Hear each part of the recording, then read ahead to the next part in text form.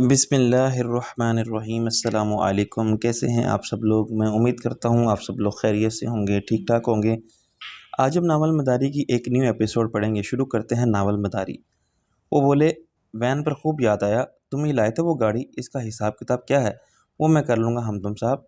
तो वैन का क्या है? नीचे खड़ी है, जैसे ही हमें छोड़ के आए तुम पकड़ लो। खैर से प्रोग्राम क्या है? कहीं हनीमून वगैरह? वो हंसे। एन ने खफीस कहा, आपने क्या शादी से पहले ही मना लिया था? हमदम साहब और हंसे।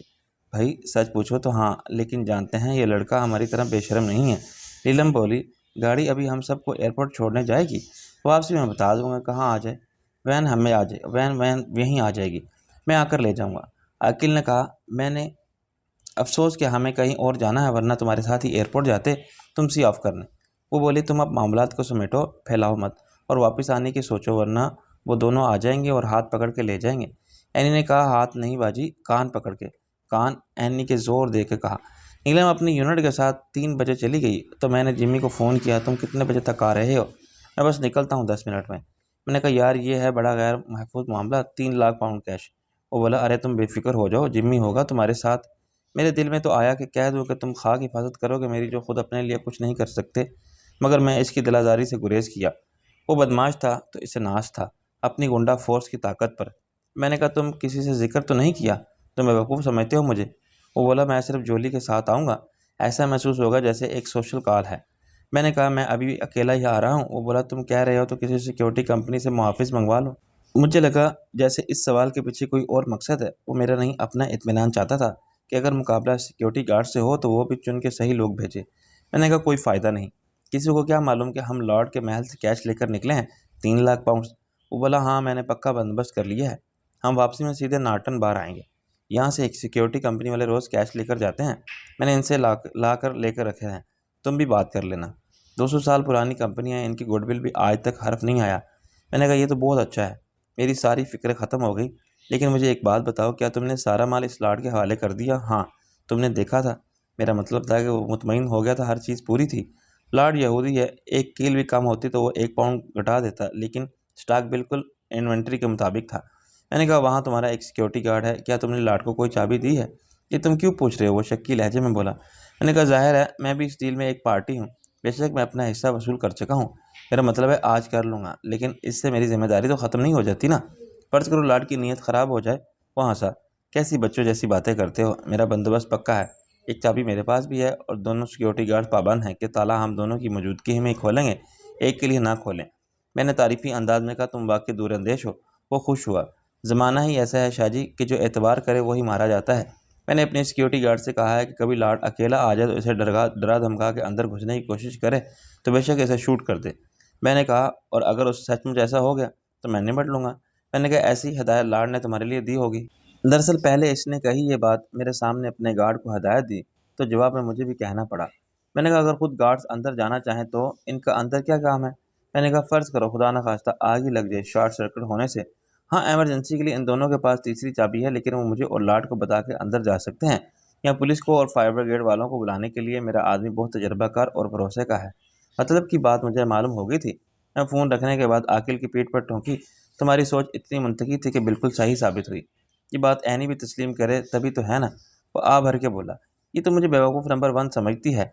मैंने कहा, और समझती रहे, तुमने इसे सबूत जो फराहम कर दिया, इस बला को उम्र भर के लिए गले लगा के अब पछताए क्या हो? भैया, ऐनी चिल्लाने लगी, अपनी बहन के लिए ऐसा कहते हुए शर्म आनी चाहिए आपको। आपने मुझे बला कहा। ओके खूबसूरत बला, आप खुश? मेरा ख्याल है कि अब हमें चलना चाहिए। आकिल ने घड़ी देखी। हाँ, जिमी भी रवाना हो रहा था। मैंने कहा, हमदम साहब भी क्लियर कर गए थे। हमने ऐनी की 2-4 चीज़ें उठाईं जो रह गई थी और कमरा खाली कर दिया। होटल का मैनेजर आकिल से बहुत अच्छी तरह वाकिफ़ था। इसे अभी तक ये इल्म नहीं था कि वो फ़िल्म यूनिट से अलग हो चुका है। इसने आकिल के सामने कमेंट्स बुक रख दी। मिस्टर मिस्टर डिवेल, हमने आपके क़याम को ज़्यादा से ज़्यादा पुरसहूलत बनाने की पूरी कोशिश की है। इसके बावजूद आपको कोई शिकायत है और नो? अकील ने कहा, शिकायत का क्या सवाल, सब कुछ बेहतरीन था। तो फिर ये बात गेस्ट कमेंट में बुक पर लिखते हैं। वो बोला। अकील ने 4-5 सतरें तारीफ में लिख के दस्तखत कर दिए। हमने जो वैन हायर की थी वो एयरपोर्ट से वापस आएगी, शाम तक मैं इसे ले जाऊंगा। No problem sir. वो बोला। फिर इसके इशारे पर एक वेटर ने एनी को फूलों का गुलदस्ता पेश किया, हमारे साथ क्याम पर शुक्रिया के साथ। वो बोला, हम उम्मीद करते हैं कि आप आइंदा भी आएंगे। थैंक्स, एंग ने कहा। फिर इसकी अंग्रेज़ी ख़त्म हो गई। वरना शायद वो भी जवाब में होटल के लिए कोई तारीफी पैराग्राफ बोलती। लॉर्ड प्राइस के घर से कैश वसूल करना कोई मुश्किल काम नहीं था। मुश्किलात के मरहले इसके बाद शुरू होने थे। मैंने तमाम इम्कानात को जहन में रखते हुए अपना प्लान तरतीब दिया था, लेकिन इसके बावजूद मैं अंदेशों का शिकार था कि अंदर मुझे अंदर से अपना एतमाद खोखला महसूस होता था, जैसे कोई बात थी जो मेरी कम निगाही के बाद मिस हो गई। शायद मैंने जिम्मी की अय्यारी और बदमाशी की ताकत का गलत अंदाज़ा किया। शायद मैंने होगर एंड कंपनी पर ज़रूरत से ज़्यादा एतमाद कर लिया। अगर जिम्मी ने 3 लाख पाउंड हथियाने के लिए अपनी गुंडा फोर्स की पूरी बटालियन पीछे लगा दी, तो होगर के साथी या हम इनको कैसे रोक पाएंगे? अगर होगर या इसके किसी साथी की नीयत में फतूर आ गया, या इनको हकीकत मालूम हो गई कि जिम्मी की गाड़ी चुकने का मकसद 3 लाख पाउंड हासिल करना है, तो क्या यह रकम वो खुद नहीं ले जा सकते? मगर इन्हें कैसे पता चल सकता है? इसके अलावा भी बहुत कुछ हो सकता था। होगर का एक साथी एडवांस में मिलने वाली रकम छीन के फरार हो जाए, लेकिन सिर्फ 7,000 पाउंड के लिए ये रिस्क कौन लेगा? नाम टॉम और बर्ट बहुत छोटे बदमाश हैं, और मैंने इन्हें मिकी माउस का हवा दिखा के मरऊब कर रखा था। फिर मुझे होगर का ख्याल आया। होगर 5,000 पाउंड लेकर गायब हो गया तो मेरा बेड़ा गर्क। चाहे बाद में वो कहीं नज़र आ जाए तो मैं उसे गोली मार दूँ, मगर मेरे 3 लाख पाउंड तो गए ना। और होगर को तलाश करना भी कौन सा आसान काम होगा। वो पुलिस के पास तो खैर नहीं जा सकता, लेकिन धोखा दे सकता है। वो जिम्मी के नाम से भी खाइफ था। वो आजकल बेरोज़गार भी है। जिम्मी के गिरोह में शामिल होने के लिए वो इसके पास जाकर सब बता सकता है। जिम्मी का एतमाद हासिल करने के लिए वो 5,000 पाउंड इसके सामने रख दे और हाथ जोड़ के खड़ा हो जाए कि माई बाप, गलती माफ़, ये रकम मैंने ले ली थी। मगर फिर मुझे मेरे ज़मीर ने मलामत की। एक हम वतन के लिए एक काले इंडियन का साथ देना गलत है। आखिर मुझे रहना तो इसी शहर में है ना, इसलिए मैं आपको सब बताने आ गया। और जिम्मी खुश होकर 5 की बजाय इसे 10,000 बख्श दे और इसे कहे कि बस आज से तुम मेरे लिए काम करोगे। कोई गैर मुतवक्का हादसा भी मेरे सारे प्लान को सबूताज कर सकता था। जिम्मी की गाड़ी इतनी शानदार है, इसके टायर भी बहुत मजबूत होंगे। अगर टायर बुलेट प्रूफ हुए तो कीलों से कहाँ फ्लैट होंगे। इन पर तो गोली भी बेअसर रहेगी, और गाड़ी कीलों को रौंदती गुजर देगी तो होगर एंड कंपनी मुंह देखती रह जाएंगी। मेरे 3 लाख पाउंड जिम्मी की जेब में पहुंच जाएंगे। इनके अलावा एक जिम्मी पर ही क्या मौकफ, खुद लॉर्ड प्राइस क्या कम हरामी है। ये हो सकता है कि इसने भी किराए पर होगर एंड कंपनी के भी बाप बुलाए हों। वो महल के बाहर से ही पीछे लग जाएं। ये बड़ी अजीब फिल्मी सिचुएशन होगी। आगे 3 लाख पाउंड और लंदन का एक दादा जिम्मी, व्हील चेयर में मफलूज जिम्मी के साथ इसकी बेइंतहा हंसी और पुरकशिश बीवी जॉली, इसके पीछे वाली सीट में धक धक करते दिल के साथ हमारे पीछे जिम्मी के हुक्म के गुलाम डकैती की ड्रामा करने के लिए तैयार। इनके पीछे लॉर्ड प्राइस के गुंडे, और सबसे पिछले नीली गाड़ी में मिस एनी और इनके जांबाज आशिक मिस्टर आकिल दहलवी। 7 किलोमीटर के रास्ते पर एक्शन, ड्रामा और सस्पेंस, गाड़ियों की दौड़, मुकाबला, फायरिंग और हंगामा, लाशों का एक के बाद एक गिरना और पब्लिक की भगदड़। और इंजाम किसके पास जाएगी वो 3 लाख पाउंड की मनहूस दौलत? बिलाखिर किसके घर जाएगा सैलाब बिला मेरे बाप? मैं अगर ऐसे ही सोचता रहता तो शायद पागल हो जाता, मगर ऐसा हुआ कि मंजिल आ गई। और आकिल ने मुझे बुला के कहा, सर जी जागो। मैं हड़बड़ा के उठा। जागो क्या मतलब? मैं कुछ सो रहा था? इतनी आवाज़ें दी एनी ने, आप जाग रहे थे तो कहाँ थे? मैंने कहा, वो दरअसल यार जहन बहुत अपसेट है। आकिल ने मेरा हाथ दबाया। खुदा पर भरोसा रखो, सब ठीक हो जाएगा। मैंने कहा, आकिल एक बात बताओ, क्या वाकई तुम समझते हो कि ये जो कुछ मैं कर रहा हूँ या तुम मेरे लिए कर रहे हो वो एनी की वजह से कर रहे हो? सबसे पहले तो रिकॉर्ड की दुरुस्ती के लिए नोट फरमा लें कि मैं जो भी कर रहा हूँ ज़ाती अक्ल और समझबूझ से काम लेते हुए कर रहा हूँ, अपनी जिम्मेदारी पर, कानूनी ज़बान में बकायमी होशो हवास और बिला जबरो करा। रही उस पूरे अमल की इखलाकी जवाज़ की बात, तो मैं इस मौजू पर पूरा मुकाला पढ़ सकता हूँ। लेकिन इस वक्त मुख्तसरन यही कहूँगा कि जुर्म इस वक्त जुर्म नहीं रहता जब इसका मकासद नेक हो। ख़ुसूसन आज के हालात में जब लाकानूनियत को कानून पर बालादस्ती हासिल हो गई है। हम मुजरिम नहीं हैं कौलो फ़ेल और नीयत के एतबार से, क्योंकि हमारे पेश नज़र आला तरीन मकासद हैं, जिनमें ज़ाती मनफ़क़त और कोई पहलू नहीं। हम कानूनी रास्ता इख्तियार करें तो नुकसान सिर्फ हमारा नहीं, मुल्क व कौम की फ़लाह और सलामती चाहने वालों का भी होगा, जो ख़ुद को करप्शन और लाकानूनियत के अलमबरदारों के मुकाबले में कमज़ोर और बेबस समझते हैं। और फ़ायदे में यही अनासिर रहेंगे। चनाचे अखलाकियात के असूल हम इन मुजरिमों के मामले में बलाए ताक रखने पर मजबूर हैं। मैंने इसे गले लगा लिया। तुमने तो दरिया को कूजे में बंद कर दिया। वो मुस्कुराया। अगर मुझे ये यकीन ना होता कि तुम जो भी कर रहे हो अपने लिए नहीं कर रहे हो, और तुम्हारा मकसद 3 लाख पाउंड हासिल करना नहीं है, या मैं समझता कि तुम अपना उल्लू सीधा करने के लिए मुझे उल्लू बना रहे हो, तो हमारी दूसरी मुलाकात भी ना होती, या होती तो वहाँ होती जहाँ तुम मुजरिमों को कटहरे में नज़र आते, और मैं इस तगासा का गवाह होता। लेकिन मेरा ज़मीर मुतमईन है कि मैंने तुम्हारा साथ देकर कोई गलती नहीं की, बल्कि मैं तुम्हारा साथ ना देता तो ये गलती होती। मैंने कहा, इस तरह तुमने मेरे ज़मीर से बहुत बड़ा बोझ हटा दिया। एनी की आंखें खुशी से चमक रही थीं, या फरते जज्बात से नमनाक हो गई थीं। माफ़ करना, मैं बहुत गलत समझ रही थी। वो हंसा। तुम्हें खुश फहमी होगी कि तुम्हारी वजह से मैं ये सब कर रहा हूँ। एनी ने मुझे मुझे मुजरिमाना अंदाज में सर हिला के इकरार जुर्म किया। देखो एनी, अगर मैं ये समझूंगा कि कोई गलत काम है तो ख्वाह तुम दबाव डालने के लिए मेरे सामने खुदकुशी कर लो, मैं वो काम नहीं करूंगा। ना किसी की दौलत मुझे खरीद सकती है और ना ताकत। ये हो सकता है कि ताकत से कोई मेरी जान ले ले, लेकिन मेरे इनकार को इकरार में बदल दे, ये नामुमकिन है। मैं देखने में मस्करा और बातों से दीवाना ज़रूर लगता हूँ, मगर नाम है मेरा आकिब। ऐनी हंस पड़ी। अच्छा, आइंदा याद रखूंगी। मैंने घड़ी देखी तो 4 बजने में 5 मिनट रह गए थे। मैंने खुदा हाफिज़ कहा और आहिस्ता आहिस्ता लॉर्ड के पैलेस की तरफ चल पड़ा। इस कसरे आलीशान का गेस्ट गेट मुझे आधे किलोमीटर के फासले से ही साफ दिखाई दे रहा था। मैं गेट से 200 गज दूर था। जब मुखालिफ सिमत में इतने ही फासले पर मुझे होगर की फोर्ड कार नज़र आई और बहुत सी गाड़ियों के साथ खड़ी थी। वो सब कहीं आसपास ही थे, लेकिन गाड़ी से दूर चले गए थे। फिर अचानक मैंने होगर को एक हॉस्पिटल के गेट पर यूं खड़ा देखा जैसे वो किसी की इंतज़ार में हो। इसने मुझे देखकर मुट्ठी बंद की और अपना अंगूठा दिखाया, जिसका मतलब था सब ठीक है। और मैंने सबकी नज़र बचा के इसे 2 उंगलियों से दी फॉरवर्ड कट्टी का निशान बना के दिखा दिया। लॉर्ड प्राइस के महल के 2 गेट थे। एक बहुत बड़ा फौलादी गेट और पत्थर के बने हुए 10-12 फुट ऊंचे सतूनों के दरमियान था। स्याह रंग के इस गेट की स्याह फौलादी चादर के सामने एक इंच मोटे सरिये थे, जो ऊपर जाकर नुकीले हो जाते थे। इसके वसत में पीतल की एक शील्ड चमक रही थी। जब दरवाज़ा खुलता था तो ये शील्ड 2 हिस्सों में तकसीम हो जाती थी। इस पर लिखे हुए 2 हरूफ ई और पी, जो आर्नेस प्राइस का मुखफ़फ़ थे, जुदा हो जाते थे, और गेट बंद हो तो ख़ानदानी शील्ड क़याम निशानात एजाज़ात और पर एहसास गुरूर के साथ आवेज़ां लगती थी। दूसरा गेट निस्बतन कम चौड़ा था। बड़े फाटक के मुकाबले में इसकी चौड़ाई 1/4 होगी। बड़ा फाटक एक बटन दबाने से मोड़ के ज़रिए खोला जाना था, और ये सिर्फ गाड़ियों की आमद-ओ-रफ्त के लिए वक्त था। बड़े गेट के दोनों जानिब एक शाहाना गाड़ी जैसी वर्दी वाला मुहाफ़िज़ बंदूक रवायती अंदाज में कंधे पर रखे खड़ा रहता था। छोटा गेट पैदल आने जाने वालों के लिए खुला हुआ था और एक खासे बड़े कमरे का हिस्सा था, जो मुहाफ़िज़ों के लिए बनाया गया था। अपनी ज़ाहिरी वज़ाक़ता से मुअज़्ज़ज़ और शरीफ आदमी लगता था, मगर यहाँ मुअज़्ज़ज़ीन अपनी लंबी चौड़ी लिमोज़ीन कारों में आते थे और दरबान इन्हें पहचान कर गार्ड ऑफ ऑनर देते थे और गेट खोल देते थे। मैंने छोटे गेट से गुजर के इस कमरे में पहुंचा तो गार्ड्स की चौकी के निगरान के सामने पेश हुआ। यस, किससे मिलना है तुम्हें? मुझे घूर के बोला। मैंने कहा, कौन रहता है यहाँ? लॉर्ड प्राइस के अलावा किसी का मुलाकाती आ सकता है यहाँ?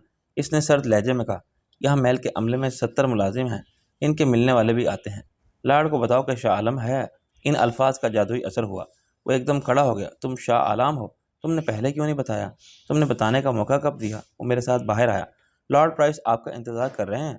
फिर अंदर ड्राइवर में खड़ी हुई फिर अंदर ड्राइवर वे में खड़ी हुई बहुत सी कारों के करीब टहलने वाले एक ड्राइवर को इशारे से बुलाया, ये आपको लॉर्ड के पास पहुंचा देगा। ड्राइवर वे पर सुर्ख बजरी पत्ती बिछी हुई थी, और ये 200 सवा 200 गज लंबा रास्ता निस्फ दायरे की सूरत में दोनों तरफ फैले हुए सब्ज़ार और बाग का चक्कर लगा कर दूसरे गेट तक जाता था, जो बाहर जाने के लिए था। ड्राइवर वे के बाएं हाथ पर भी बाग था और इसके बाद मेहमानों की गाड़ियां पार्क करने की जगह थी। अकबी हिस्से की तरफ मुझे गैराज या अस्तबल नज़र आ रहे थे, जहां लॉर्ड की गाड़ियां और इसके घोड़े रहते हैं। तो जिम्मी की गाड़ी इस वक्त पार्किंग एरिया में वाहिद गाड़ी थी। पोर्च की जानिब 3 कारों में से एक रोल्स रॉयस थी, दूसरी मर्सिडीज और तीसरी पोर्शे स्पोर्ट्स। इससे भी अंदाज़ा होता था कि लॉर्ड महज नाम का लॉर्ड नहीं, इसकी आमदनी लाखों पाउंड्स की होगी। इसके बगैर ऐसी शाहाना तर्ज ज़िंदगी का तसव्वुर भी नहीं किया जा सकता था। ये कितनी अजीब बात है। मैंने मुलाजिम के साथ चलते हुए सोचा कि ये शान शौकत और ठाट बाट इस आमदनी का समर है, जो कानूनी और इखलाकी तौर पर नाजायज़ ज़राए से हासिल की गई है। हमारे मुल्क में बड़े स्मगलर्स भी ऐसे ही रहते हैं। खैबर एजेंसी में एक ऐसा ही महल है, जिसमें 250 बेड और इससे भी ज़्यादा रूम्स हैं।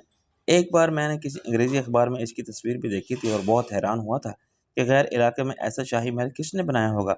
वहाँ जाने के लिए खसूसी इजाज़त लेनी पड़ती थी, और महल के अंदर जाने की इजाज़त खुद मालिक देता था, लेकिन ये असूल गैर मुल्की मेहमानों तक महदूद था।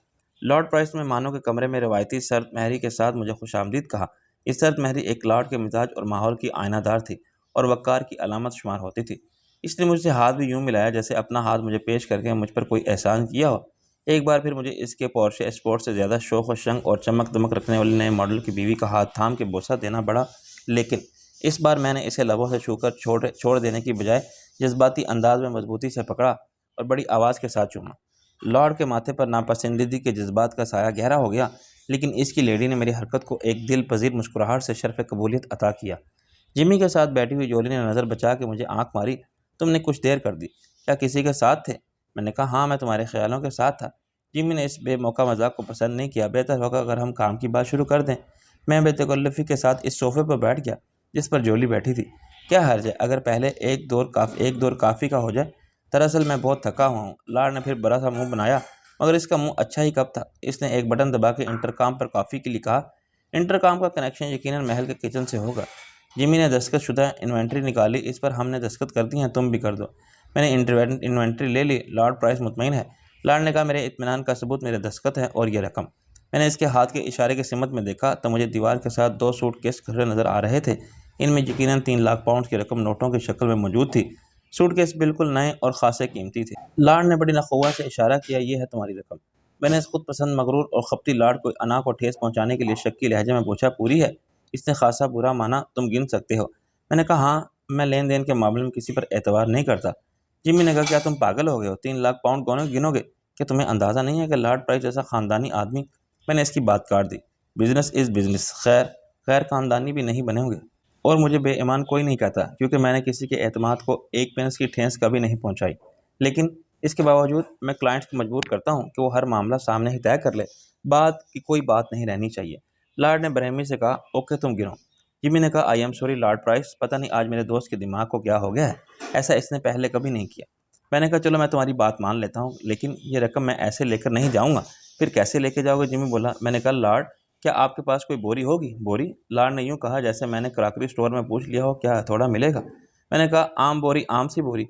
ये सूटकेस बहुत महंगे लगते हैं, इन्हें आप रख लें, वरना मुझे वापस करने के लिए आना पड़ेगा। लॉर्ड ने कहा, इसकी ज़रूरत नहीं होगी। मैंने कहा, लेकिन मैं ये सूटकेस नहीं ले जा सकता, मुझे बोरियां चाहिए, 1 या 2। लॉर्ड ने खफीस कहा, महल में बोरियों का क्या काम? मैंने कहा, आप मालूम करें, मुलाजम फराहम कर देंगे, वरना मुझे किसी को बाजार भेज कर मंगवानी पड़ेंगी। शाह आलम, ये बकवास है।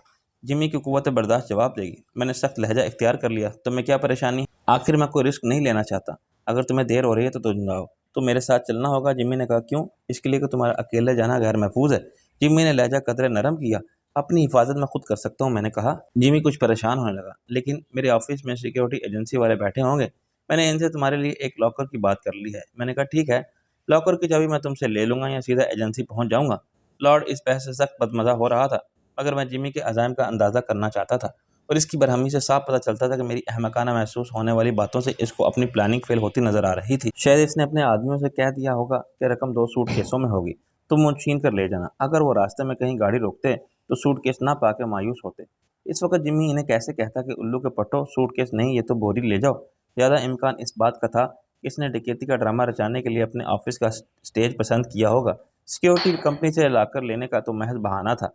मुझे रकम के साथ अपने ऑफिस ले जाता और वहां डाका पड़ जाता। डाकू इसे जोली को और मुझे बेबस करके सूटकेस उठाते और चले जाते। मगर सूटकेस ही ना होते तो वो किस कोने में पड़ी हुई बोरी की तरफ आंख उठा के भी ना देखते और मेरे सामने जिम्मी कैसे कहता कि डाकू साहब, ये बोरी ले जाओ।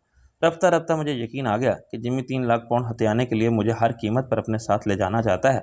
इसे ये अंदाज़ा कैसे हो सकता था कि मेरा इसके ऑफिस जाकर लुटने का कोई इरादा नहीं, बल्कि मैंने राह में ही लुटने का पूरा बंदोबस्त कर लिया है। इसके डाकू हाथ पर हाथ धरे इंतजाम करते रह जाएंगे और मेरे डाकू को रास्ते से ही माल ले लोड़ेंगे। जिम्मी के प्लान के फ्लॉप होने पर इसके सदमे और इस्तेहाल से क्या हालत होगी, ये तस्वुर करके ही मेरा दिल खुशी से बाग बाग हो गया था। बहस और गर्मा गर्मी एक हद तक मुमकिन थी। इसके बाद लॉर्ड ने हमें रोक दिया। देखो, अपनी लड़ाई बाहर जाके लड़ो। जिम्मी, तुम्हारा काम खत्म हो गया, तुम अब जाना चाहो तो तुम्हारी मर्जी। अपनी रकम ले जाना शाह आलम की जिम्मेदारी है। इसे रास्ते में डाकू ले जाएं तो ले जाएं, तुम इससे इसके हाल पर छोड़ दो। मैंने कहा, हाँ, क्या कहा? मैं हरगिज़ अपने दोस्त को ये रिस्क नहीं लेने दूंगा। ओके, तुम रकम बोरी में डालो और चाहो तो गिन लो, मुझे कोई एतराज़ नहीं, और चलो। जिम्मी ने हथियार डाल दिए। मैंने कहा, ये ज़रूरी तो नहीं कि मैं तुम्हारे साथ जाऊँ? ये बिल्कुल ज़रूरी है। मैं अपनी बात पर अड़ रहा। मैं रात को जाऊँगा। लॉर्ड ने कहा, रात तक यहाँ तुम क्या बैठे रहोगे? मैंने कहा, मैं गार्ड रूम में बैठ जाऊँगा, आधी रात को जाऊँगा। फिर आखिर जोली ने दखल दिया। शाह आलम, क्यों खामखा की जिद कर रहे हो? शॉर्ट हार्ट, हम तुम्हारे खैर ख्वाह हैं, तुम्हारे दोस्त हैं, हमसे ज़्यादा तुम किस पर भरोसा कर सकते हो? मैंने खुद को अहमक नंबर 1 साबित करने के लिए ज़ाहिर किया, जैसे जोली को दिलरुबा मुस्कुराहट और इसके लहजे की मिठास ने मुझ पर जादू कर दिया। ओके, अगर तुम कहती हो। जोली ने फातिहाना अंदाज में अपने शोहर की तरफ यूं देखा जैसे कह रही हो कि देखा तुमने, फूल की पत्ती से कट कट सकता है हीरे का जिगर। जोली को कैसे मालूम हो सकता था कि मैं बेवकूफ़ बन के ही इसे बेवकूफ़ बना रहा हूँ। मैंने रकम गिनने की बात छोड़ी और लॉर्ड ने मुझे बोरी फराहम करने की बात मान ली। इसके बाद इख्तलाफात ख़त्म हो गए। जो बोरी लॉर्ड के मुलाजिमिन ने किचन की पेनेट्री से ला के दी थी, इसमें प्याज की बू आ रही थी।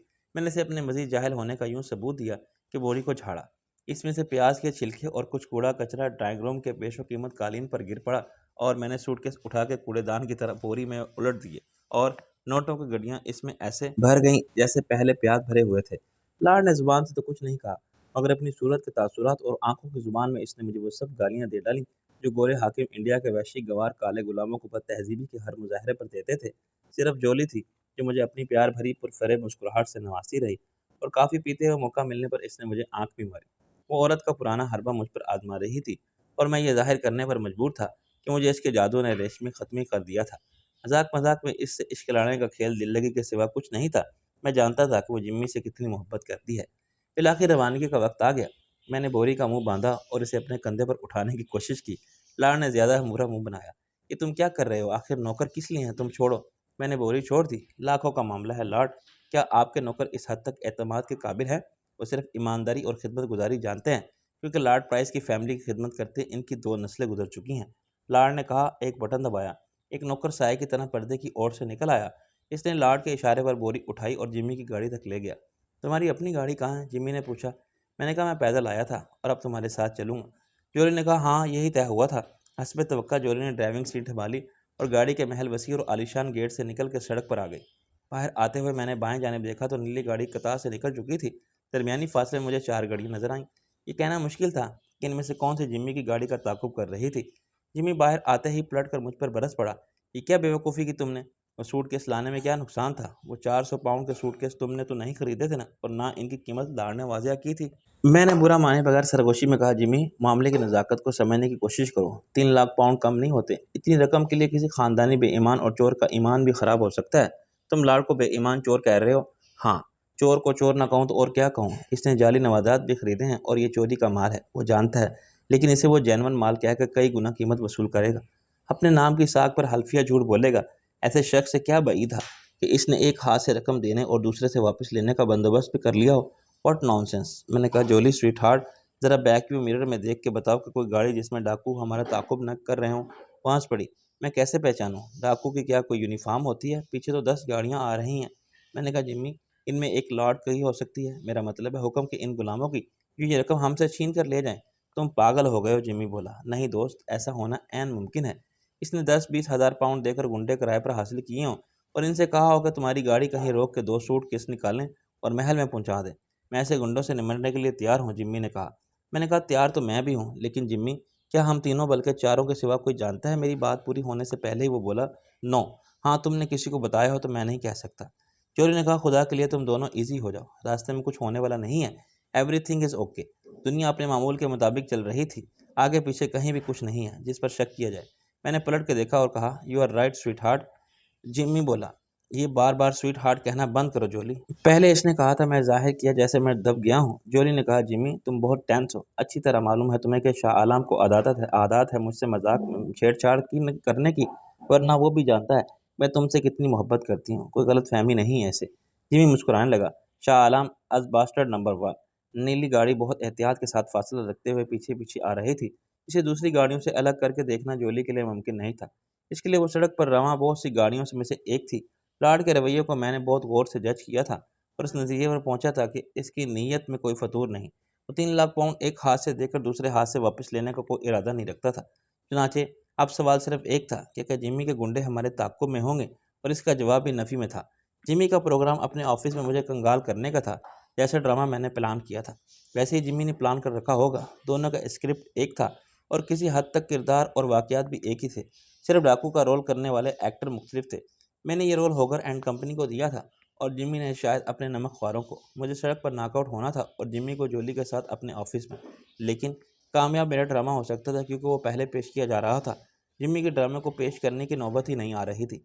अचानक मुझे एक ख्याल आया, क्या जिम्मी को मुझ पर यह शक नहीं हो सकता कि मैं इससे डबल क्रॉस ना कर जाऊं? बज़ाहिर ये एतमाद और भरोसे का खेल था, मगर दर हकीकत इसकी बुनियाद फरेब और मक्कारी पर थी। मेरा सवाल महज बेबुनियाद अंदेशों की पैदावार था। जिम्मी को यह ख्याल कैसे आ सकता था कि मैं अपनी ही दौलत खुद लुटवाने का ड्रामा करूं? आखिर मुझे इसकी ज़रूरत ही क्या थी? मैंने जायज़ तौर पर 3 लाख पाउंड वसूल किए थे। गाड़ी 7 किलोमीटर का फासला बड़ी तेज़ी से तय कर रही थी, लेकिन इससे ज़्यादा तेज़ रफ्तारी के साथ मेरे दिल की धड़कनें बढ़ रही थीं। फैसला कुन मोड़ करीब आने लगा तो मेरा हलक खुश्क होने लगा। मुझे डर हुआ कि कहीं मेरे सीने के अंदर दिल की धमाधम झोली के कान ना सुन लें, लेकिन वो मेरे दिल के ज़्यादा करीब थी। मैं इसके बिल्कुल पीछे बैठा हुआ था। अगले चंद मिनटों में कुछ होने वाला था, पर मैं यकीन के साथ नहीं कह सकता था कि सब वैसा ही होगा जैसा मैंने सोचा था।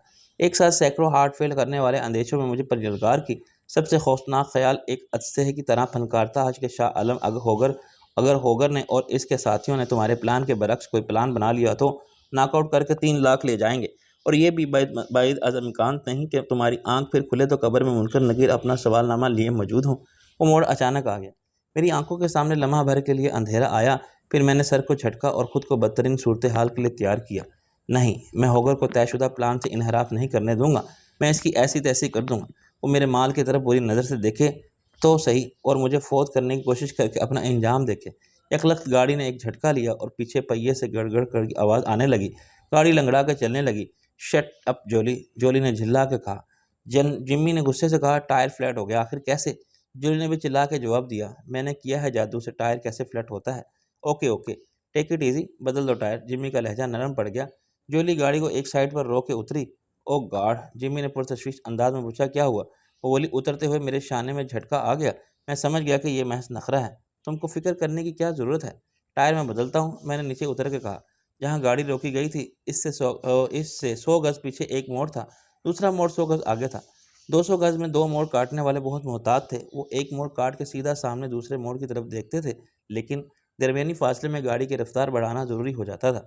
अब तक सब ठीक था। होकर एंड कंपनी प्रोग्राम के मुताबिक गाड़ी को रोकने में कामयाब हो गए थे, लेकिन अभी तक इनमें से किसी के चेहरे की झलक तक दिखाई नहीं दी थी। नीली गाड़ी मोड़ काटने से पहले ही रुक गई थी। डिक्की में से स्पेयर व्हील निकालते हुए मुझे आकिल की सूरत दिखाई दी। वो गाड़ी से उतर के पैदल आगे आया था और एक साइन बोर्ड के पास ठहर गया। जोरी ने मुझे व्हील स्पेयर थमाया और मैं फ्लैट होने वाले टायर के पास बैठ के बोलट खोलने के लिए जोर लगाने लगा। एक एक करके मैंने पांचों बोलट थोड़े से ढीले किए और फिर गाड़ी के नीचे जैक फुट करने लगा। खिड़की से चेहरा बाहर निकाल के जिम्मी ने कहा, जल्दी करो शाह आलम। मैंने कहा, मुझसे तेज़ काम तुम कर सकते हो, तुम आ जाओ वरना चुप बैठो। जोरी ने मेरे पीछे हाथ रखा। मत सुनो इसकी, वो टेंशन में है। मैंने टायर बदला ही था कि होकर गाड़ी के एकदम सामने आई। इसने मोड़ काटा और चंद सेकंड में करीब आ गई। मेरे दिल की धड़कन जैसे रुक सी गई। जोरी ने कहा, क्या बात है? मैंने झुक के कहा, कुछ नहीं, जैक स्लिप कर रहा था। अगले लम्हे में मैंने टॉम और बर्ट को एक साथ गाड़ी से कूद कर निकलते देखा। इनके हाथों में रिवाल्वर थे और चेहरों पर नकाब, लेकिन मैंने इन्हें फिर भी शनाख्त कर लिया। गाड़ी का इंजन भी चल रहा था, मगर गाड़ी आगे ठहर गई थी। टॉम ने जिम्मी को संभलने का मौका ही नहीं दिया। वो गन के साथ इसकी खिड़की पर पहुंच गया। बाहर बाहर बाहर निकलो। जिम्मी ने चीख के कहा, तुम कौन हो? तुम्हारा असली बाप, टॉम ने कहा और रिवाल्वर का दस्ता जिम्मी के सर पर घुमा के मारा। जिम्मी कराहा और खामोश हो गया। इस दौरान मैंने ब्लड ने जोली को नॉकआउट कर दिया। इसने हलक से आवाज़ निकाली ही थी कि रिवाल्वर इसके सर पर लगा और चीख मार के मुझ पर गिर गई। मैंने चिल्ला कर कहा, ये क्या हो रहा है? Shut up. ब्लड ने रिवाल्वर उठाया और एक लम्हे के लिए इसकी और मेरी नज़र मिली। इसने नकाब को थोड़ा सा हटा लिया था। इसने एक आंख दबा कर मुस्कुराते हुए मेरे सर का निशाना लिया। इसका हाथ पूरा ऊपर उठा और पूरी कुव्वत के साथ नीचे भी आया, मगर मेरे सर को छूते हुए वार की शिद्दत इतनी कम हो गई थी कि मुझे चोट भी नहीं आई। इसके बावजूद मैंने हलक से कराहने की आवाज़ निकाली, फिर सड़क पर बेहोश होकर लेट गया। इतनी देर में टॉम ने जिम्मी को कुर्सी समेत बाहर खींच लिया। ब्लड डोर और ड्राइविंग सीट पर बैठ गया। मैंने एक आंख को थोड़ा सा खोल के देखा। आकिल खां गायब हो गए थे। होगर ने भी गाड़ी आगे बढ़ा दी थी। जिम्मी की गाड़ी का इंजन कराया। इस सारी कार्रवाई में 2 मिनट से भी कम वक्त सिर्फ हुआ था, और अगर किसी गुजरती हुई कार वाले ने वारदात का इर्तिकाब होते देखा तो इसने नज़र और जान बचा के निकल जाना बेहतर समझा था। मेरे लिए इत्मीनान की सबसे बड़ी बात यह थी कि अभी तक गश्ती पुलिस की कोई भी गाड़ी इधर नहीं आई थी। जिम्मी की गाड़ी के रवाना होते ही मोड़ पर नीली गाड़ी नमूदार हुई। मैंने इत्मीनान का सांस लिया। ये पूरा ऑपरेशन ऑफिसर प्लान के मुताबिक तकमील को पहुंचा था। मुश्किल और ख़तरनाक लम्हात गुजर गए थे। आगे के सारे मरहले मेरी अदाकारी के थे और आसान थे। मुझे और जोली को सड़क पर पड़ा देख के एक माजूर शख्स को व्हील चेयर पर गिरा हुआ देखते ही बहुत सी कारें रुक गई थी। मैं आंखें बंद किए सबकी बातें सुन रहा था। किसी ने चिल्ला के पुलिस को इतला देने के लिए कहा। किसी और ने एम्बुलेंस की बात की। एक औरत चीखने लगी, जल्दी करो जल्दी करो। फिर एक बच्चा बोला, मामा मामा ही इज़ डेड। और चीखने वाली माँ ने इसे चिल्ला के कहा, shut up shut up. London की पब्लिक बेहिश नहीं थी। वहाँ लोग सिर्फ तमाशा देखने और शोर मचाने के लिए नहीं रुके थे। इनको किसी कायदे ज़ाब्ते की परवाह नहीं थी। ये ख्याल नहीं था कि हमारी मदद सिर्फ पुलिस करेगी और जो हमें हॉस्पिटल ले जाएगा वो मुश्किल में पड़ जाएगा। 4 मजबूत हाथों ने मुझे उठाया। किसी ने कहा, एहतियात से, आहिस्ता, कहीं फ्रैक्चर ना हो। फिर मुझे किसी गाड़ी के पीछे वाली सीट पर लिटा दिया गया। गाड़ी दौड़ने लगी। गालिबन किसी दूसरी गाड़ी में जोली को और तीसरी गाड़ी में जिम्मी को भी नज़दीक तरीन हॉस्पिटल शिफ्ट किया जा रहा था। नज़दीक तरीन हॉस्पिटल चंद मिनट के ड्राइवर पर था, और अब मुझे सोचना पड़ा कि मुझे अपनी बेहोशी का ड्रामा कितनी देर जारी रखना चाहिए। मैं डॉक्टरों को धोखा नहीं दे सकता था। मुझे होश में लाने के लिए पता नहीं कितने इंजेक्शन ठोक देते, फिर वजह जिसम में पहुंच जाने वाली दवाओं का नतीजा न जाने क्या निकलता। मेरे सर पर बड़ी चोट का निशान भी नहीं था, मगर वो जगह जगह दर्द कर रही थी जहाँ रिवॉल्वर का दस्ता लगा था। मैं फर्ज कर सकता था, बल्कि चाहता था कि वहाँ कोई गुम्मड़ हो अब मेरी ख्वाहिश और दुआ ये थी कि होगर की गाड़ी को किसी ने ना देखा हो और नीली गाड़ी चलाने वाले आकिल ने जिम्मी की गाड़ी से 3 लाख पाउंड की बोरी निकाल ली हो। बज़ाहिर ये एक मोटी ऑपरेशन था और सब बाहिफाजत निकल जाने की तवक्का कर सकते थे। हॉस्पिटल पहुंचने के बाद मैंने कराहना शुरू किया, क्योंकि बेहोश आदमी का अगर होश में आने लगे तो पहले हाथ पैर पटकता है और फिर कराहता है। हॉस्पिटल के इमरजेंसी सेक्शन में एकदम हलचल शुरू हो गई थी, जो अमले के लिए मामूल की बात थी। मुझे फ़ौरन एक स्ट्रेचर पर मुंतकिल करके अंदर पहुंचा दिया गया। फौरी तौर पर एक डॉक्टर ने मेरा मुआयना किया, मुझे ख़तरे से बाहर करार दिया। अगले मरहले में मुझे एक कमरे में पहुंचा दिया गया, जहां एक नर्स ने बड़ी पेशा वराना मुस्तैदी के साथ मेरे ब्लड प्रेशर, दिल की धड़कन और नब्ज़ की रफ्तार बताने वाले आलात लगा दिए। खून, ऑक्सीजन और ग्लूकोज की फरहमी का इंतज़ाम पहले से था। नर्स ने फौरी तौर पर मुझे ऑक्सीजन मास्क पहना के ऑक्सीजन खोल दी।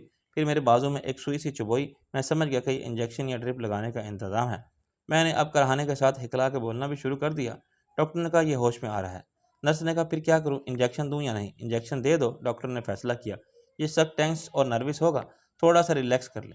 नर्स ने तामील की। चंद मिनट बाद मैंने सुकून को अपने रवैये में सराहियत करता महसूस किया। मेरा जिस्म ढीला पड़ गया और मुझे गनुदगी ने आ लिया। मुझे यकीनन सुकून आवर इंजेक्शन दिया गया था। रात को जब मेरी आंख खुली तो कमरे में सिर्फ एक नर्स थी। मैंने करा के कहा, ओह माय गॉड, मैं कहाँ हूँ? नर्स ने कहा, इजी इजी, तुम हॉस्पिटल में हो। मैंने कहा, नर्स ये कौन सा हॉस्पिटल है? और जोली जोली कहाँ है? जिम्मी कहाँ है? वो जिंदा है ना? प्लीज़ सर, आप लेटे रहें। वो ठीक है, इसी हॉस्पिटल में है और डॉक्टर इनकी देखभाल कर रहे हैं। ये होली सिटी हॉस्पिटल है। मैं नर्स का हाथ झटक के उठ बैठा। झूठ, तुम मुझे बहला रही हो, मैं इन्हें देखना चाहता हूँ। अभी आप नहीं देख सकते, प्लीज़ सर, आप लेट जाएं। नर्स घबरा के डॉक्टर को बुलाने लगी। डॉक्टर जैसे दरवाजे से लगा खड़ा था, फौरन अंदर आ गया हुआ। मैंने कहा, मैं जिम्मी को देखना चाहता हूँ और जोली को। डॉक्टर मुस्कुराता हुआ मेरे पास बैठ गया। जब वो होश में आ जाएंगे तो ज़रूर देख लेना, लेकिन अभी डॉक्टरों को अपना काम करने दो। वो कैसे हैं? वो खतरे से बाहर हैं। डॉक्टर ने इन्हें सुकून आवर इंजेक्शन देकर सुला दिया था। इनके चोट सिर्फ बाहर जख्म आया था, अंदर कुछ नहीं हुआ था। कोई अंदरूनी चोट नहीं आई। तुम इनके मुकाबले में ज़्यादा लकीर है कि मामूली चोट पर बात टल गई। मैंने कहा, मैं कितनी देर बेहोश रहा? डॉक्टर मुस्कुराया। होश तो आपको आधे घंटे में आ जाता, लेकिन हमने आपको सुला दिया था और अब आप बिल्कुल ठीक हैं। मैं उतरने लगा। क्या अब मैं जा सकता हूँ? अभी नहीं। इस वारदात के सिलसिले में पुलिस आपसे बात करने के लिए बेचैन है। मैंने कहा, लेकिन मुझे अपने घर इत्तला देनी होगी। घर वाले मेरे लिए परेशान होंगे। मेरी बीवी बहन, आप इन्हें फ़ोन कर सकते हैं। डॉक्टर ने सराहने की तरफ इशारा किया और बाहर निकल गया। मैंने फ़ोन उठा लिया। पहली घंटी पर ही रिसीवर उठा लिया गया। गालिबन वो लोग फ़ोन से लगे बैठे थे। आकिल ने और एनी ने एक साथ कहा, हेलो।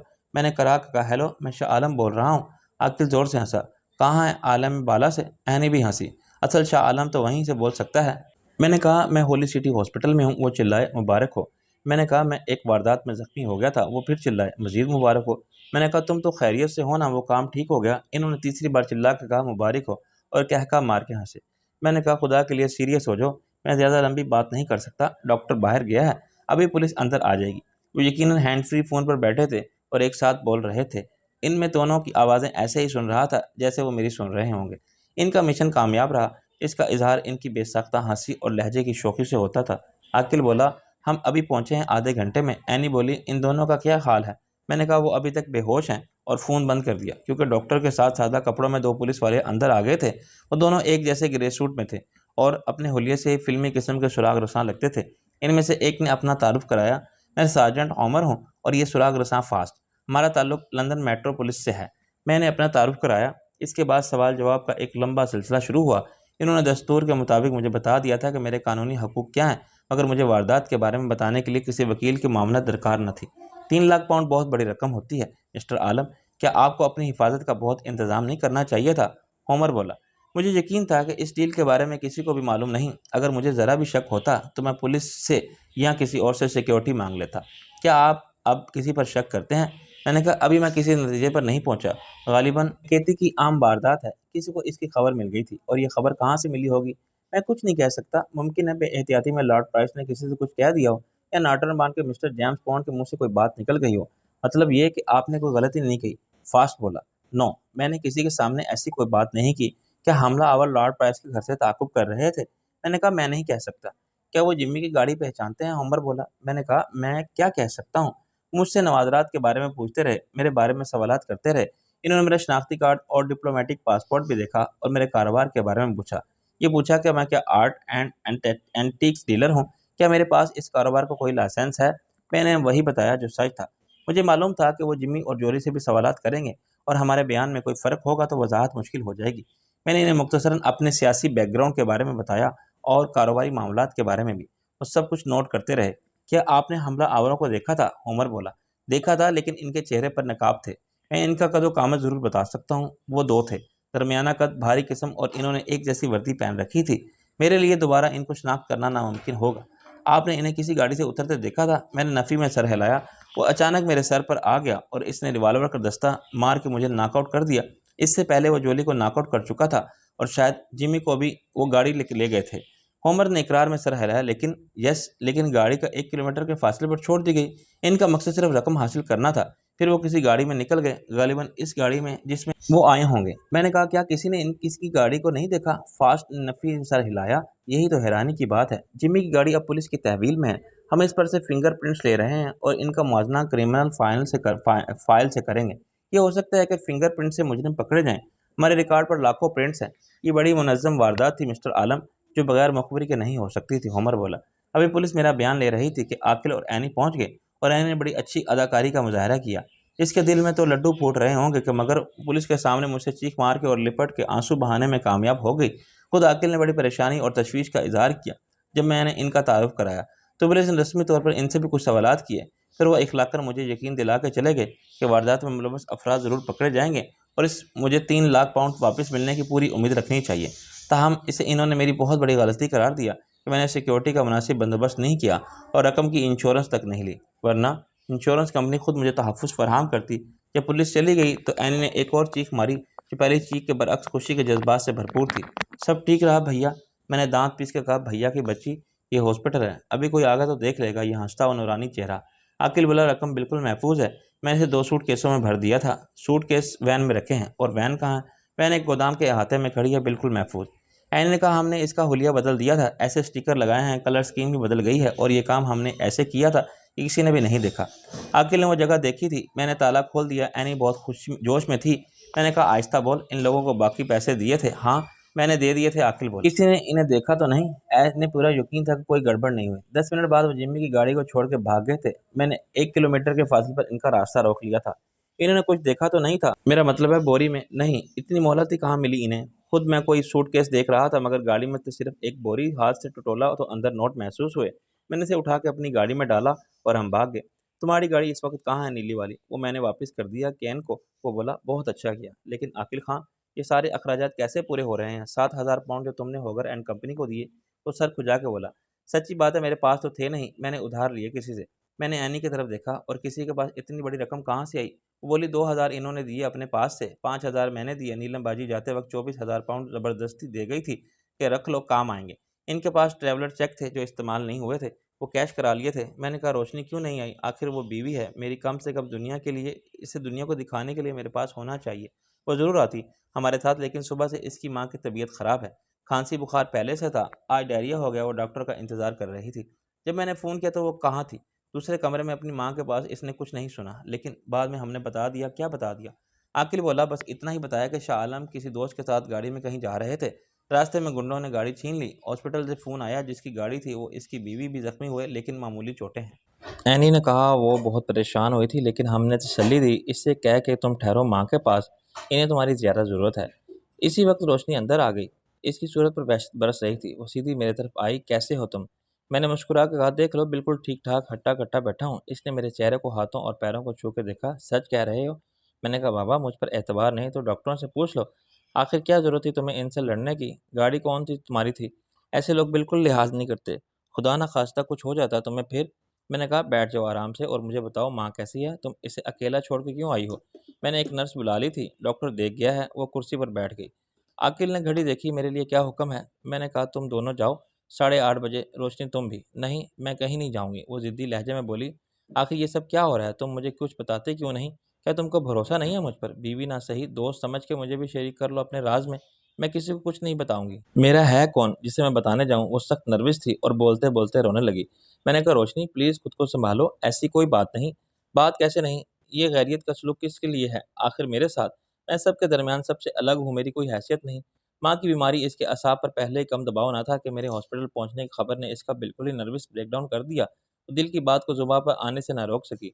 मैंने उसे तसल्ली देने की कोशिश की, मगर वो रोती रही और गिला करती रही कि इसके साथ हमारा रवैया तौहीन अमेज है। हम इसे मुंह नहीं लगाते, इसके साथ बेरुखी से बात करते हैं क्योंकि वो किराए की औरत है, बेवक्त है।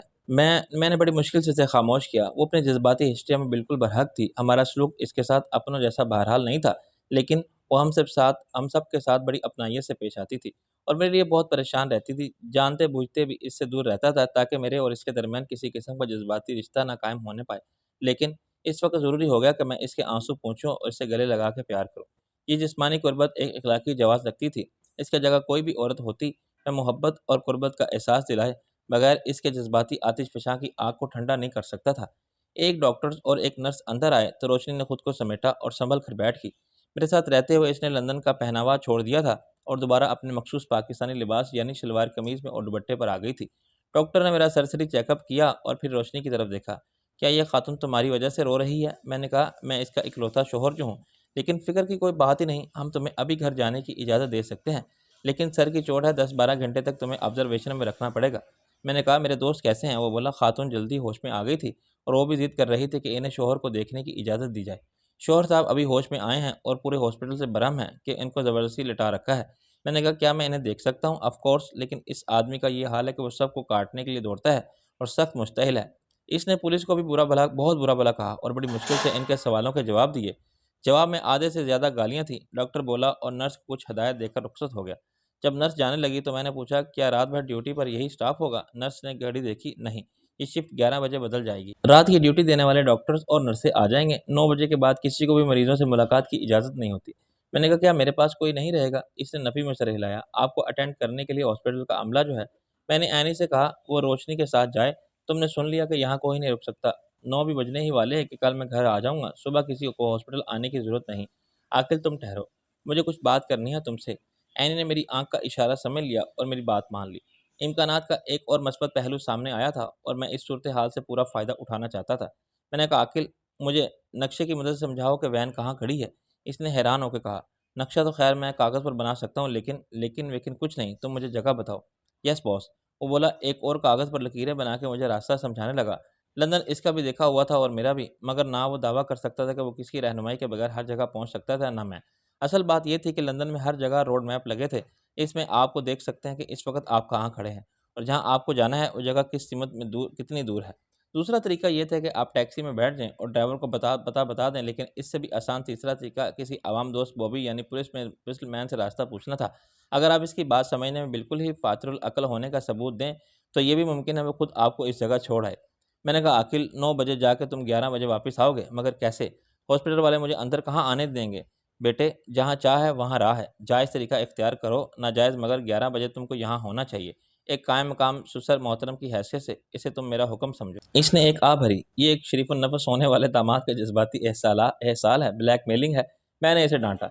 ये मत भूलो कि अभी तुम नामज़द दामाद हो और ये तुम्हारा वो पीरियड है, इनक्यूबेशन पीरियड। इनक्यूबेशन पीरियड वो होता है जब मुर्गी अंडों पर बैठती है। मैं मुर्गी नहीं हूँ गालिबन, आप प्रोबेशन पीरियड कहना चाहते थे, वो बोला। मैंने नक्शा तय करके जेब में रखा। ये भी मत बोलो बरखुरदार कि सर की चोट की वजह से हम बहकी-बहकी बातें कर सकते हैं। अच्छा फ़र्ज़ करो मैं सुलमानी टोपी ओढ़ के या नर्स की यूनिफ़ॉर्म पहन के यहाँ पहुँच गया, ठीक 11 बजे। इसके बाद क्या होगा? कुछ नहीं, तुम मेरी जगह लेटोगे हॉस्पिटल के कपड़े पहन के और मैं बाहर चला जाऊँगा तुम्हारे कपड़ों में। ज़रा ढंग के कपड़े पहन कर आना। इसने अपना सर पकड़ लिया। ये बहुत मुश्किल है। मैंने कहा, ये बहुत आसान है। तुम्हें मानना पड़ेगा। वो रोनी शक्ल बना के बोला, किसी ने मुझे पहचान लिया फिर? मैंने कहा, यार अकल से काम लो, मुझे देखा है सुबह से रात तक ड्यूटी देने वाले स्टाफ ने। 11 बजे के बाद जो स्टाफ होगा वो तुम्हें देखेगा तो तुमसे तुम्हारी शिनाख्त नहीं मांगेगा। वो फ़र्ज़ कर लेंगे तुम ही शाह आलम हो और इसके बाद जो शाह आलम के साथ होना था मेरे साथ होगा। खुदा से अच्छे की उम्मीद रखो। मैंने कहा, अच्छा ख़ाक होगा, वो तुम्हारे इंजेक्शन मुझे लगा सकते हैं? हाँ, मैंने कहा, मगर इसका कोई चांस नहीं। अभी तक डॉक्टर तुम्हारे सामने मुझे फिट करार दे गया है। मैं सिर्फ ऑब्जर्वेशन पर हूँ, ट्रीटमेंट पर नहीं। जब कोई आए तुम सोते बन जाओ, खराटे लो, वो मुतमईन होकर चले जाएंगे और यहाँ से फ़रार होकर तुम कहाँ जाओगे? मैं वैन लूँगा और ऐनी की मदद से वो काम करूँगा जो तुम नहीं कर सकते। इन नवाज़रात को शिफ्ट करना इतना मुश्किल काम नहीं है जितना इससे पहले गार्ड से निपटना। इसने बेबसी से सर हिलाया। अगर तुम पकड़े गए, कोई गैर मुतवक्का बात होगी तो क्या होगा? अव्वल तो ऐसा कुछ नहीं है, लेकिन बिलफ़र्ज़ महाल में सुबह 5 बजे तक लौट के ना आऊँ तो तुम कहना कि मुझे घर जाना है, मुझे इसी वक्त डिस्चार्ज कर दिया जाए। सुबह 5 बजे? वो तुम्हें 9 बजे से पहले डिस्चार्ज कर देंगे। सुबह जब फिर यही अमला आएगा जो इस वक्त मौजूद है तो तुम जा चुके होगे। कभी रात को जोली ने जिम्मी ने चक्कर लगाया फिर? मैंने कहा, कैसी बात करते हो? रात के वक्त मरीजों को दूसरों के कमरों में घूमने फिरने की इजाज़त नहीं होती। अब तुम जाओ। 9 बजे में अभी 10 मिनट बाकी थे कि मैं अपने कमरे से निकला, एक नर्स ने मुझे रोका, "तुम कहाँ फिर रहे हो?" मैंने घबरा कर कहा, "ये पूछने वाली तुम कौन होती हो? मैं हॉस्पिटल में हूँ या कैद खाने में, और तुम नर्स हो या गार्ड?" फिर मुझे दरवाजे पर लगी हुई जेम्स बॉन्ड की चिपट नज़र आ गई और मैं बिला तकल्लुफ़ अंदर घुस गया। लेकिन ये जोली का कमरा था। जेम्स बॉन्ड को किसी ने जेम्स बॉन्ड लिखा था और मिसेज़ के लफ़्ज़ को मैंने नहीं देखा था। जोली सीधी बैठी कोई सूप पी रही थी। मुझे देख के वो मुस्कुराई, "तुम कहाँ भटकते फिर रहे हो मिस्टर ज़ख्मी?" मैंने अफ़सोस से सर हिलाया, "अफ़सोस कि तुम्हारी याददाश्त चली गई है। मैं ज़ख्मी नहीं, मक़तूल हूँ। तुम्हें तो ये भी याद नहीं होगा कि मुझे पहली और आखिरी मर्तबा खुद तुमने कत्ल किया था। वो हँसी, तुम यहाँ भी बात नहीं आओगे, क्यों आए हो यहाँ?" मैंने दिल पर हाथ रखा, इस दिल ने मजबूर कर दिया था, ये खुद किसी कुतुबनुमा की तरह रास्ता बदलता है यहाँ से। इसने मुझे हाथ पकड़ के अपने पास बिठा लिया। "मुझे यकीन नहीं आता कि तुमको 3 लाख पाउंड के नुकसान का कोई सदमा नहीं है, तुम पागलपन कर रहे हो ऐसी बातें।" मैंने कहा, "मिस जॉली, माफ़ करना, पता नहीं क्यों तुमको मिसेज़ जेम्स कहते हुए दुःख होता है। 3 लाख पाउंड मैं तुम्हारी एक अदा और एक मुस्कुराहट पर निसार कर सकता हूँ, बल्कि ये कहना चाहिए कि कर सकता था, लेकिन अफ़सोस कि तुम्हारे दगाबाज़ शौहर ने मेरी पीठ में छुरा घोंपा है।" वो एकदम सीरियस हो गई, "क्या मतलब?" "मतलब साफ़ है जॉली, इसने मुझे कंगाल कर दिया। मैं बेवकूफ़ी की बातें ज़रूर करता हूँ तुम्हारे सामने, लेकिन मैं बेवकूफ़ हरगिज़ नहीं हूँ।" वो दम बख़ुद बैठी रही। "ये तुम कह रहे हो?" "हाँ, वो इसी के आदमी थे जिन्होंने गाड़ी छीनने का ड्रामा किया। वो माहिर है ऐसे कामों का। मुझे इस पर पहले ही शक था, इसलिए मैं इसके साथ नहीं आना चाहता था।" "गलत है तुम्हारा शक," वो चिल्लाई। "तुम तो यही कहोगी, इसकी बीवी जो हो। 3 लाख पाउंड के फ़वाइद तुम तक भी पहुँचेंगे?" वो ज़ोर-ज़ोर से इनकार में सर हिलने लगी। "नहीं शाह आलम, ऐसा नहीं है। मेरा यकीन करो, ऐसा बिल्कुल भी नहीं है।" मैंने कहा, "मैं इन सब से कुछ ऐसे प्लान किया जैसे वो मेरा बड़ा मुख़लिस दोस्त है। इससे क्या ज़रूरत थी मेरे साथ जाने की? मैं अकेला जाके भी तो कैश वसूल कर सकता था।" इसने मुझे प्राइवेट सिक्योरिटी गार्ड लेने से रोका। ये कहा कि मेरे आदमी होंगे हिफ़ाज़त के लिए, यही थे वो आदमी। शाह आलम, ये बड़ी ख़तरनाक गलतफ़हमी है। ये बड़ी भयानक हकीकत है। इसने मुझे अपने साथ रखा। वो सिर्फ़ तुम्हें साथ लाया ताकि मज़ाहमत का ड्रामा भी ना हो। एक मफ़लूज, एक औरत डाकुओं का मुकाबला करने वाला सिर्फ़ मैं।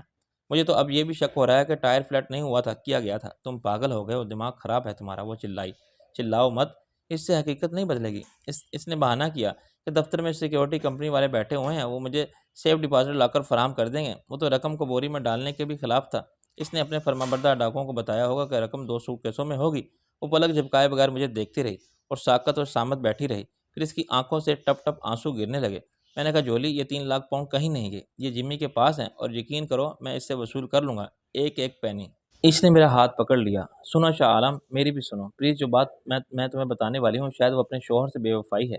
मैं इसके एतमाद को धोखा देकर तुम्हें अंदर की बात बता रही हूँ।" मैंने कहा, "आखिर क्यों कर रही हो तुम इस बेवफ़ाई?" इसलिए कि मैं नफ़रत करती हूँ इस मफ़लूज मज़दूर हैवान से, जो कहीं से भी ना मर्द है और ना इंसान। मैं इसके साथ रहने पर मजबूर हूँ। ये कहने पर मजबूर हूँ कि मैं इससे बहुत मोहब्बत करती हूँ। हर जगह, हर वक़्त इसे ये एहसास, ये यकीन दिलाना मेरी ड्यूटी है, जो मैं बड़ी कराहियत और खुशामद के साथ पूरी करती हूँ।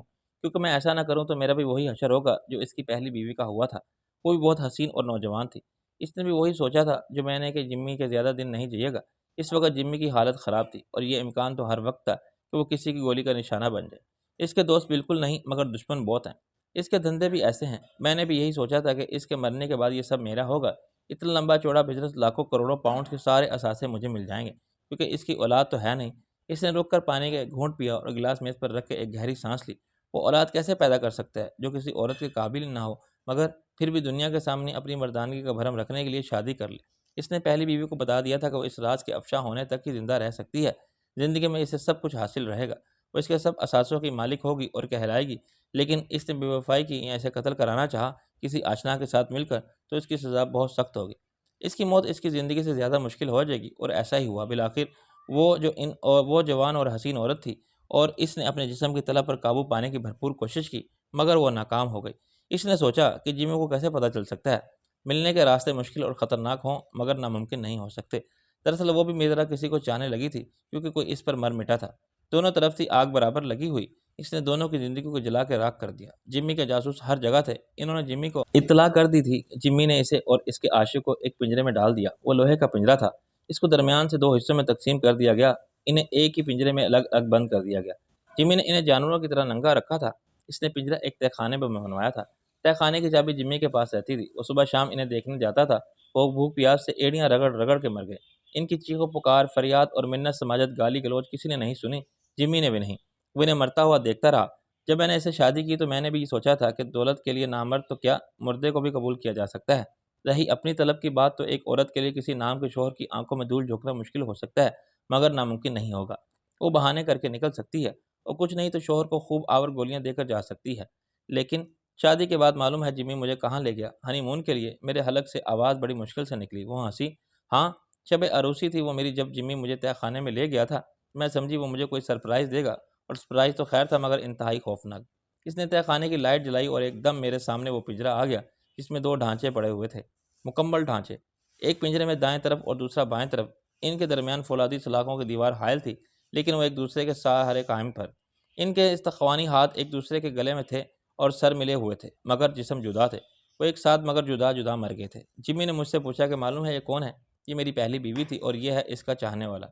ज़िंदगी बड़ी खूबसूरत चीज़ है, और जब इतनी दौलत भी हो कि दुनिया की हर राहत और नेमत तुम्हारी कुव्वत खरीद में हो, तो ज़िंदगी और काबिल कदर हो जाती है, बहुत ज़्यादा हसीन और जीने के काबिल बन जाती है।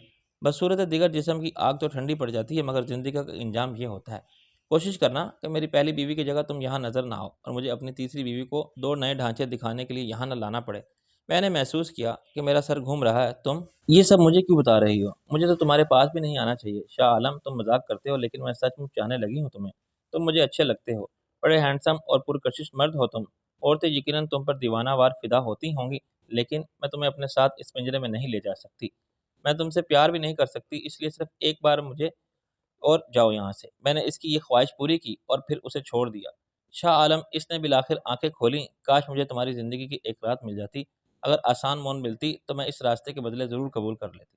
तुम अंदाज़ा नहीं लगा सकते मेरे अज़ाब का। मैं एक सहरा में कितनी प्यासी हूँ, और अभी ज़िंदगी का बहुत लंबा सफ़र मुझे हलक में और पैरों में पड़ने वाले इन्हीं कांटों के साथ तय करना है। अकेले, बिल्कुल अकेले। मैं उठ खड़ा हुआ। आई एम सॉरी फॉर यू, लेकिन मैं कुछ नहीं कर सकता। हाँ, इससे पहले दो मर्द ऐसा ही कह चुके हैं। सबको अपनी अपनी ज़िंदगियाँ बहुत प्यारी होती हैं। मैंने इनसे कहा था कि मुझे कहीं ले जाओ, किसी दूसरे मुल्क में, किसी दूसरी दुनिया में। मैंने कहा, क्या ये सब मुझे बताना ज़रूरी था? हाँ, इसलिए कि तुम मुझे काबिल एतबार नहीं समझ रहे थे। जिम्मी ने यकीनन यही सोचा था कि तुम्हारे $3 लाख हथिया लिए वो तुम्हें अपने साथ ऑफिस में ले जाता और वहाँ डाका पड़ जाता। डाकू के इसके अपने आदमी होते। इसने सारी तैयारी कर ली थी। पूरी रिहर्सल हो गई थी, मगर इसका सारा प्रोग्राम चौपट हो गया। इसका रास्ते में टिकेटी का ड्रामा करने का कोई प्रोग्राम नहीं था, तो फिर ये किसकी हरकत थी? तुम खुद अंदाज़ा कर सकते हो, लाड के सिवा यह काम कौन कर सकता है? अचानक दरवाज़ा खुला और जिम्मी अंदर आ गया। इसके सर पर पट्टी बंधी हुई थी और चेहरे पर वहशत तारी थी। मैंने चिल्ला के कहा, झूठ बोलती हो तुम, बकवास करती हो। जोली ने अपने चेहरे के तासुरात पलक झपकते में बदल दिए। तुम भौंकते रहो कुत्ते, मगर ये काम जिम्मी ने नहीं किया। जिम्मी चिल्लाया, ये क्या हो रहा है यहाँ? क्या ड्रामा चल रहा है? ड्रामे के बच्चे, ये तुम पूछते हो मुझसे? हॉस्पिटल ना होता तो मैं तुम्हारा गला दबा कर तुमसे इकरार जुर्म करा लेता। जिम्मी हंसने लगा, जोर जोर से कह के लगाने लगा। इसकी हंसी में नफरत थी और हकारत का जहर था और कमीनगी थी। एक लम्हे के लिए मुझे ऐसा लगा जैसे वो पागल हो गया है। फिर आखिर जोली ने घबरा कर कहा, फॉर गॉड सेक जिमी, ये हॉस्पिटल है। वो हंसते हंसते सर हिलाने लगा। अभी लोग आ जाएंगे और मुझे पकड़ के ले जाएंगे, ज़बरदस्ती इंजेक्शन लगा कर मुझे सुला देंगे। और ऐसा ही हुआ। धड़ से दरवाजे खोलकर एक डॉक्टर और नर्स अंदर आ गए। Sir James bond, what is this? Jimmy की हंसी रुक गई। आई एम सॉरी। आप अपने कमरे में चलें, डॉक्टर ने कहा। देखो, मैं बिल्कुल ठीक हूँ, मुझे बात करने दो। जिमी बिफर गया। आप बिल्कुल ठीक नहीं हैं, डॉक्टर ने इसरार किया। आप चाहते हैं कि मैं ज़बरदस्ती करूं? अगर किसी ने मुझे हाथ लगाया तो मैं इसे जान से मार दूंगा। जिमी ने आहिस्ता आहिस्ता अपनी व्हीलचेयर का रुख मोड़ा और फिर गर्दन घुमा के मुझसे मुखातिब हुआ, तुम भी आओ। मैं इसके पीछे चल पड़ा। कमरे से बाहर जाते हुए मैंने जोली की तरफ देखा। वो मुस्कुराई और इसने आहिस्ता, बहुत आहिस्ता सरगोशी की ज़ेरे लब, जो मैंने भी सुना भी नहीं था, इसने कहा, और मैंने सर हिला के बाहर निकल गया। डॉक्टर ने मुझे रोकने की कोशिश की, आप जाएं अपने कमरे में। मैंने कहा, यह सब दोबारा नहीं होगा, मैं इससे 10 मिनट बात करूंगा और लौट आऊँगा, प्लीज़। डॉक्टर ने सर हिलाया और हमें अकेला छोड़ दिया। जिम्मी बेड पर लेट के मुझे घूरने लगा। फिर इसने कहा, शाह आलम, जो कुछ आज हुआ बहुत अफसोसनाक था, लेकिन ये मत समझो कि इसमें मेरा हाथ था। मैंने तल्खी से कहा, नहीं, वो मेरे अपने आदमी थे जो मुझे लूट कर ले गए। बहुत बेवकूफ़ हो तुम, ये सब तुम्हारी बेवकूफ़ी की सज़ा है। मैं इससे पूरा फ़ायदा उठाना चाहता था, लेकिन वो हरामज़ादा लाड, वो मेरा भी बाप निकला, वो बाजी ले गया। मैंने कहा, क्या कहना चाहते हो आखिर तुम? शाह आलम, अब एतराफ़ करने में कोई हर्ज नहीं। अगर वो रकम मेरे ऑफिस पहुंच जाती तो मेरी तिजोरी में पहुंच जाती। मैंने सब प्लान कर लिया था। मेरे अपने आदमी इसे और तुम्हें लूट कर ले जाते। वो मेरे मुहाफ़िज़ों को नॉकआउट कर देते, मुझे और तुम्हें भी, और जोली को भी, जैसे अब हुआ।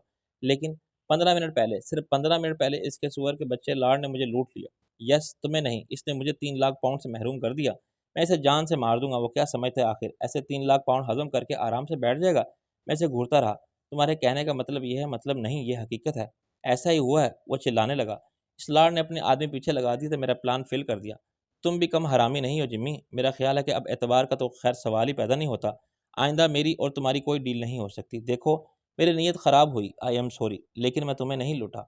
ये बहुत बड़ा सबक है मेरे लिए कि जो दूसरों के लिए कुआं खोदता है खुद इसमें गिरता है। तुम मत करो एतबार, लेकिन ये बिजनेस जारी रहना चाहिए, आखिर तुमको मेरा कर्ज भी अदा करना है। मैंने दरवाजे की तरफ बढ़ा। ये सब झूठी बातें हैं। पहले मुझे सोचना होगा कि लाट से कैसे निमटना जाए। तुम इसका कुछ नहीं बिगाड़ सकते, वो बहुत ताकतवर है। इसका सियासी असर रसूख भी बहुत है। वो शरीफ और ख़ानदानी बना हुआ है, लेकिन एक फ़ौज पाल रखी है इसने बदमाशों की।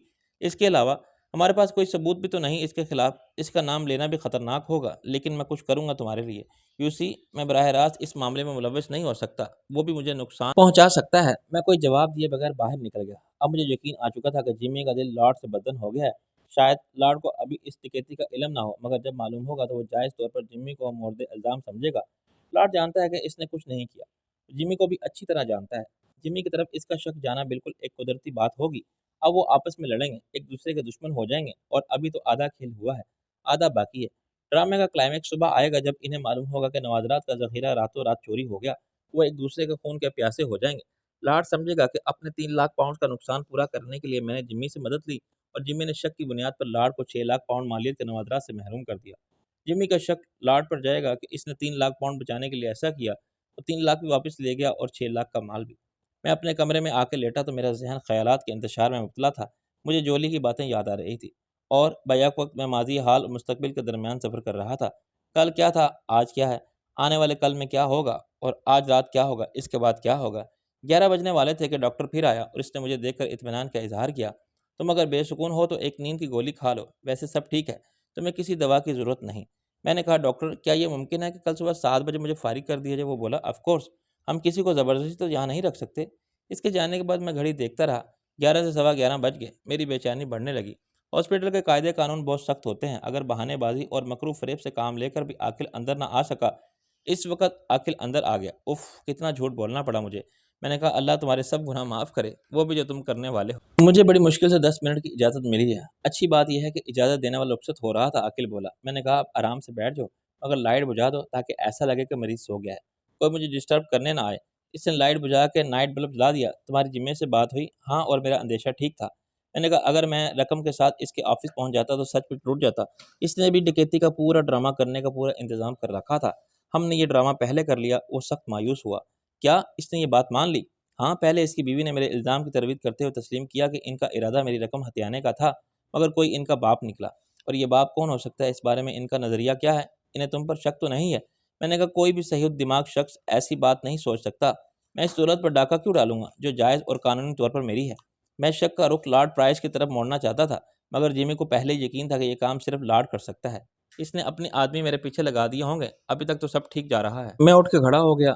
आले भी सब ठीक होगा इंशाअल्लाह। और अब हम कपड़े बदल भाई बन जाएं, जैसे औरतें दुपट्टा बदल बहन बनती हैं। खुदा खैर करे, सुबह तक पता नहीं ये लोग मेरा क्या हशर करेंगे, कितनी गोलियां खिलाएंगे और कितने इंजेक्शन लगा देंगे। मैंने कहा, हो सकता है एनीमिया भी कर दें, और इससे कोई नुकसान भी नहीं होता, पेट साफ हो जाता है। तुम तो कह रहे थे कि तुम्हें सिर्फ ऑब्जर्वेशन पर रखा गया है। ये तो इस डॉक्टर की राय थी जो 11 बजे चला गया है। रात की ड्यूटी वाले डॉक्टर की अपनी राय होगी। खैर, घबराने की बात नहीं, अल्लाह जो करेगा अच्छा करेगा, और सुबह 8 बजे तुमको छुट्टी मिल जाएगी। खुदा का शुक्र है कि हॉस्पिटल वाले अपनी फाइल में सिर्फ नाम लिखते हैं, मरीज के फोटो नहीं लगाते। वो बोला। मैंने कहा, खतरे की एक बात है। वो क्या? कहाँ कहीं रात को चोरी ना आ जाए, या जिम्मी का अचानक शाह आलम से कोई ख़ास बात कहने का मूड ना बन जाए। वो बोला, मैं मूल पेटे पड़ा रहूँगा, और खर्राटे सुन के वो भी इनको समझ में ना आई बात तो साफ कह दूँगा कि सुबह आना, अभी मैं सो रहा हूँ। जब आकिल ने हॉस्पिटल के और उसमें मैंने कपड़े पहन लिए तो घड़ी में 11:30 बजे थे। मैंने एक बार फिर पता समझा, वैन की चाबियाँ एक जेब में डालीं, और दूसरी दूसरी में मैं रिवाल्वर रख के बाहर निकल गया।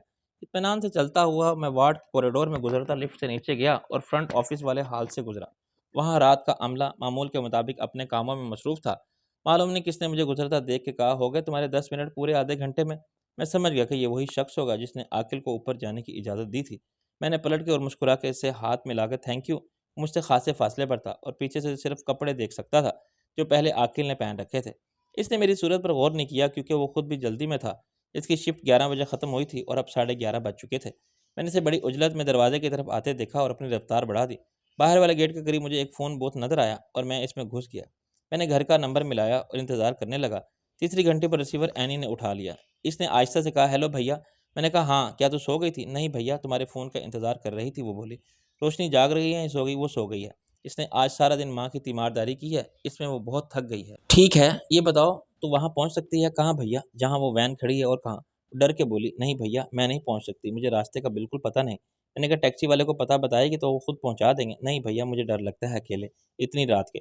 अच्छा मैं आता हूँ तो तैयार रहना, वक़्त बिल्कुल नहीं है। 16 सिंगार के लिए कपड़े वही पहनना जो दिन में पहने थे, मैंने कहा और रिसीवर रख दिया। आधी रात के वक़्त भी लंदन का शहर पूरी तरह जाग रहा था। सड़कों पर गाड़ियों की आमदोरफ्त भी इसी तरह जारी थी और लोग ऐसे फिर रहे थे जैसे इन्हें पता ही नहीं कि रात हो गई है। इनमें गैर मुल्की सियाह भी थे जो वक़्त के एहसास से बेनियाज़ लंदन की रात का भरपूर मज़ा ले रहे थे।